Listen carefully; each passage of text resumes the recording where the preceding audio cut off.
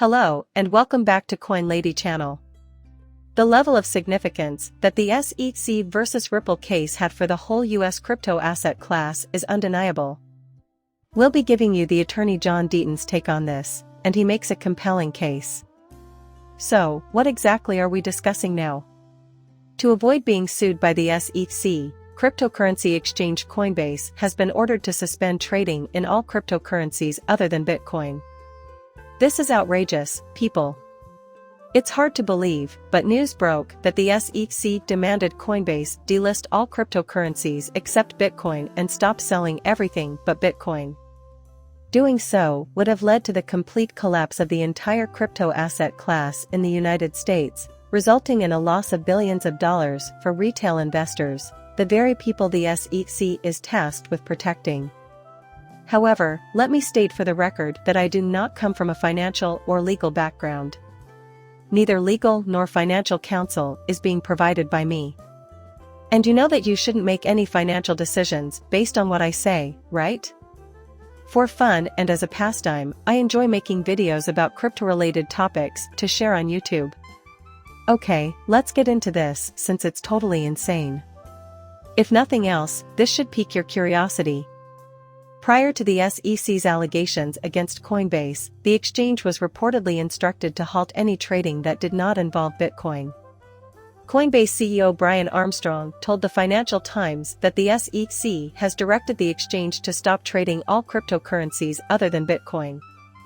You can basically destroy your entire business model with this draconian SEC strategy, so please go. Is that even a please call me? We will not provide explanations. Okay. Thanks. Bye. That's about all there is to it. These securities and the SEC are the worst things ever.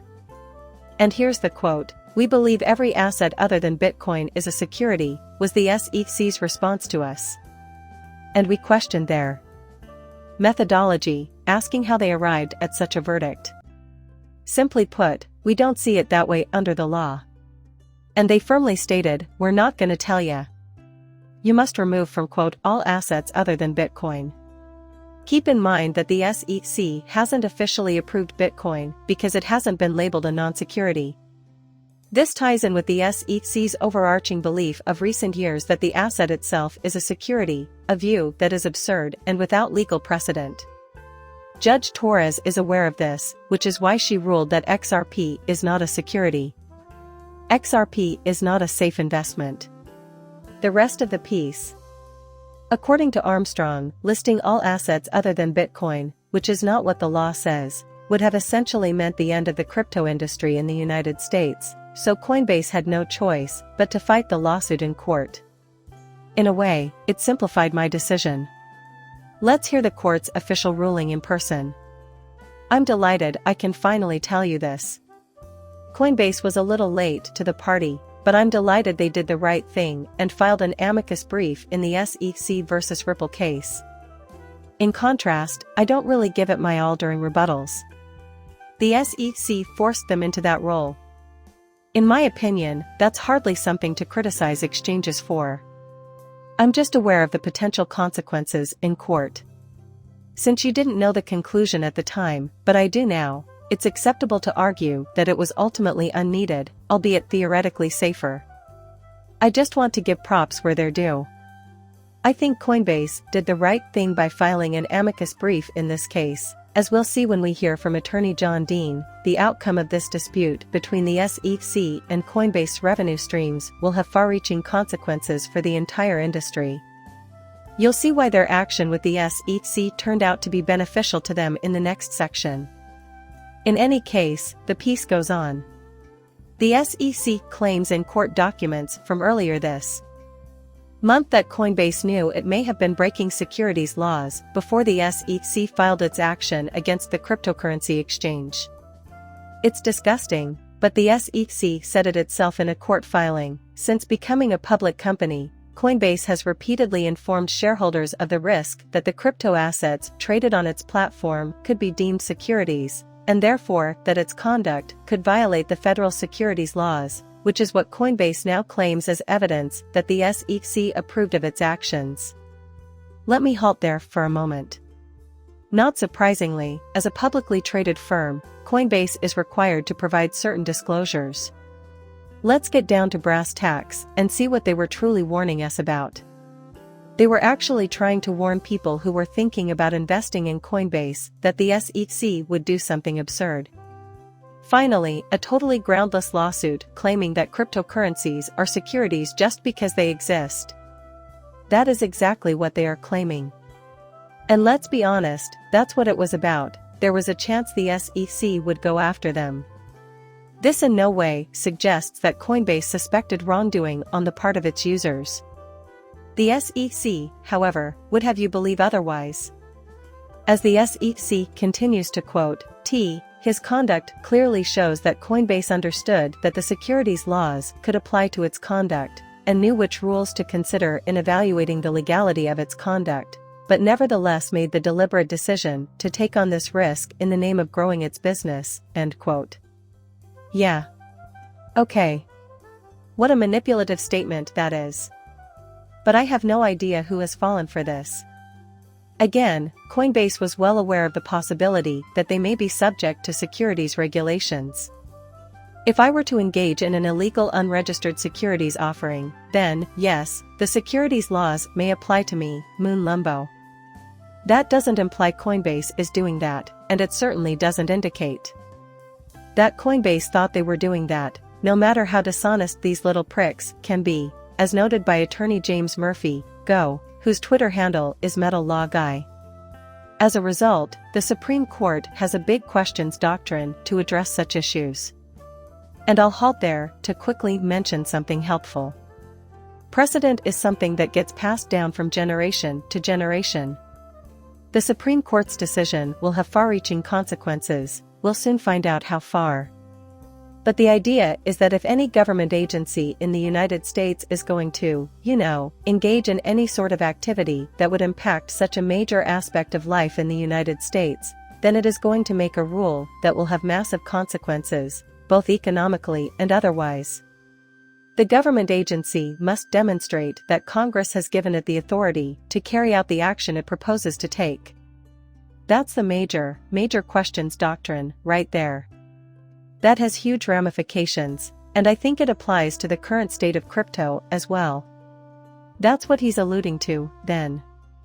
The elimination of an entire industry is beyond the purview of political appointees or executive branch agencies, he argues once more, which is why the Supreme Court has a significant questions doctrine. How crypto will be regulated in the United States is a major policy topic, and according to the major questions theory, Congress has the final say on such matters. And then, there was what Dave Weisberger, CEO of CoinRoots, had to say. And I'm going to share this with you, and then right after that, I'm going to share what lawyer Deaton had to say about it, since he retweeted this and then elaborated and gave his ideas. What Dave Weisberger had to say about it is presented here.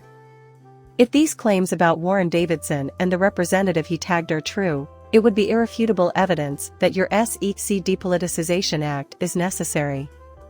This would indicate that the SEC is intentionally working against both of its primary goals.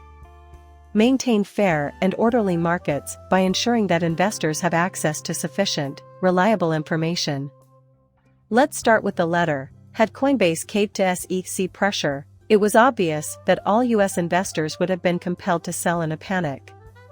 Considering the disproportionate representation of lower wealth and minority investors in the cryptocurrency market in the United States relative to the equity market, a disorderly market exit would have been disastrous.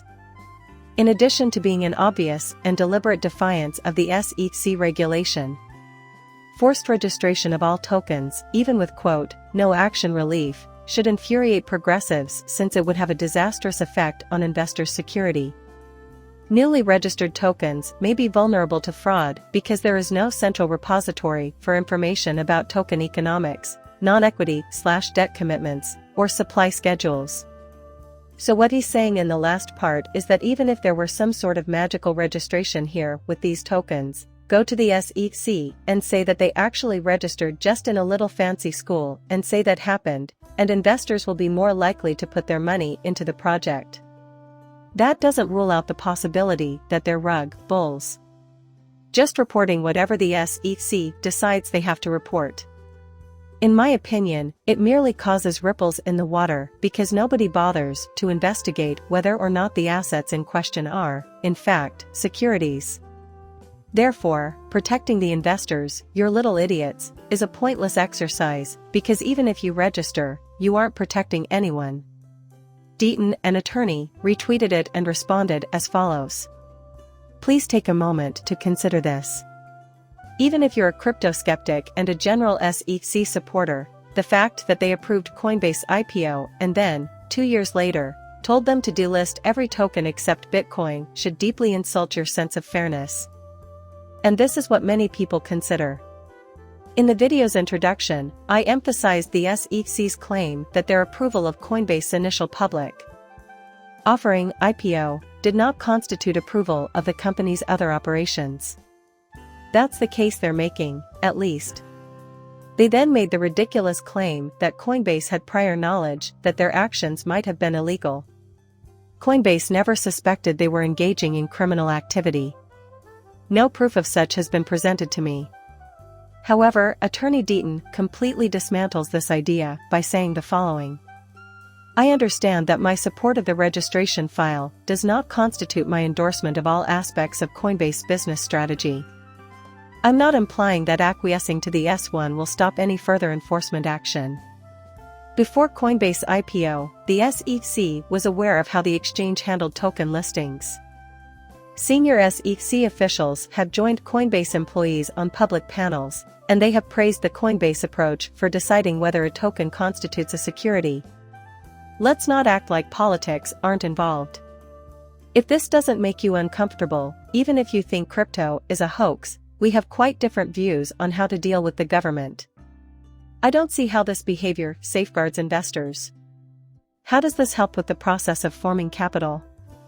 In other words, the SEC's primary goal is to ensure the safety of investors while still facilitating the growth of businesses and the economy as a whole. Yes, that's the last word. You should probably look that up. If you have access to a computer and the internet, then you have access to virtually all of human knowledge. If every token was delisted, how would that help? To what end would that contribute to the safety of anyone or the growth of capital? Obviously, that doesn't work. In fact, it has the opposite effect. So, why are these jerks acting the way they are? And then Deaton, the lawyer, says, if the SEC can make a determination that it is in the public's best interest, the public good, to grant Coinbase acceleration in 2021, thus approving the IPO, and then 2 years later flip-flop and say your entire business must be shut down, costing American investors tens of billions of dollars, then the SEC has no business making such a determination. And if that's fine, why do we even have an SEC, and isn't it time to radically reform the agency? Let's be honest, the reasoning for Part 5 of the Securities Exchange Act of 1934 doesn't make as much sense in light of how the internet has changed the world. Retail investors now have greater access to timely data than ever before because to the internet. In 2023, we may be able to put more emphasis on personal accountability for investment decisions, while the government agency concentrates on preventing fraud and safeguarding citizens from the actions of dishonest third parties. Golf applause forever. Everyone sees it, and I'm sick of the government acting like a smug parent. We're all too dim to be any good to ourselves. They must shield us from our own worst selves. Here we are with all this regulation blah blah blah, but it's not doing anything to keep us safe. Not in this instance, that's for sure. My gosh. As much as I dislike the SEC, I would have to admit that I would give them a lot more respect if they genuinely went after bad actors and scammers. I still think it was right to do what they did because the folks who were scammed deserve justice. In such cases, it's a complete and utter con. If only they would do that, as Attorney Dean suggests here, rather than waste time and energy trying to shield people from themselves. Such measures would have widespread support. Separately, Attorney Deaton also claimed to have written about this very subject. The importance of the XRP ruling is now readily apparent.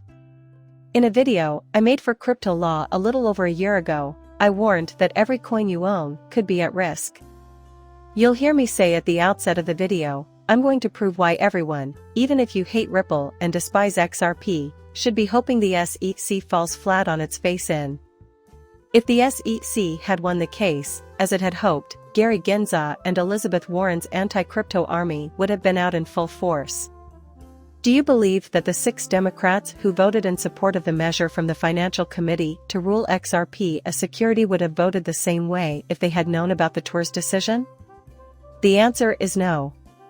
It wasn't exaggeration, despite what some people said, when I said that the SEC's enforcement action against the Ripple XRP case was the most significant non-fraud enforcement action in contemporary history since 1946. Exactly. That's why I remarked at the beginning of the film that Trinity had made a very good point in emphasizing the fundamental importance of the SEC versus Ripple case to the entire crypto asset class. The importance cannot be overstated.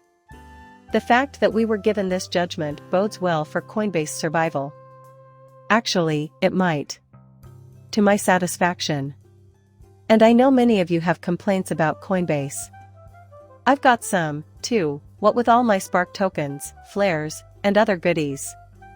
Putting that aside, I hold about 30 different cryptocurrencies and am simply attempting to protect the crypto asset class as a whole. I know that XRP is the only large-cap coin with clear US legal status. And I really appreciate that feature.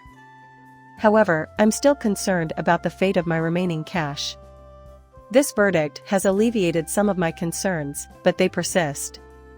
Who among you can predict the future of the remaining Southeastern Conference teams? Will generates action statements like we shall see? Give me your feedback. That, however, is the newest information regarding this matter. It's just nuts. In my opinion. No, I don't give out financial advice. Nothing I say should influence any purchases you make for yourself. Please like and subscribe my channel. See you later, bye.